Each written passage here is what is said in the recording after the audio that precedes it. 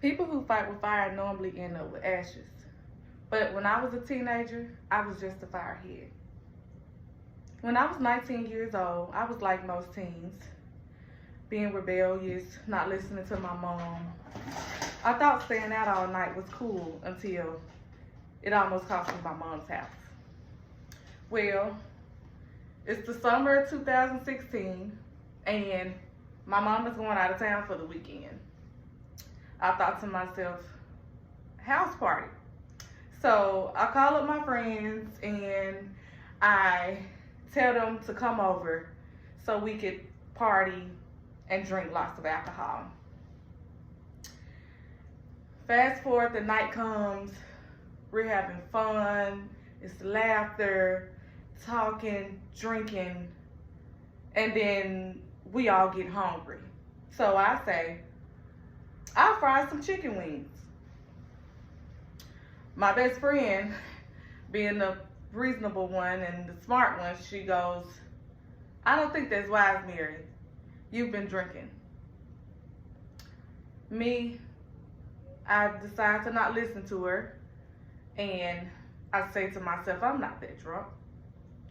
So I go into the kitchen and I season the chicken, I flour the chicken, and I put it into the oil, and everything's going good. The chicken is fine until all of a sudden I feel the urge to puke.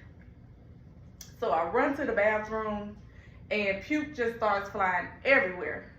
I'm on the floor and it's evident that I've had way too much to drink.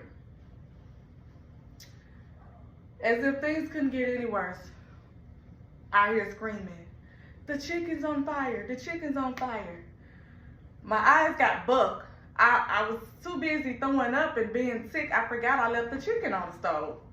So I run to the kitchen and the stove is ablaze. It's so flamed up, it's all over the top cabinet. Everyone's freaking out, running out of the kitchen. The only one that stayed was my best friend. And she managed to find the fire extinguisher and put it out. The aftermath was bad. The stove was completely gone and the top cabinet was very charred. I was lost for words because all I could think about was how my mom would probably kill me when she saw what I had done. I didn't know how to tell her. So I took a deep breath and I summoned the courage to give her this call. And I tell her, and she says, I'm on my way home now. And I could have pissed in my pants. I was so scared.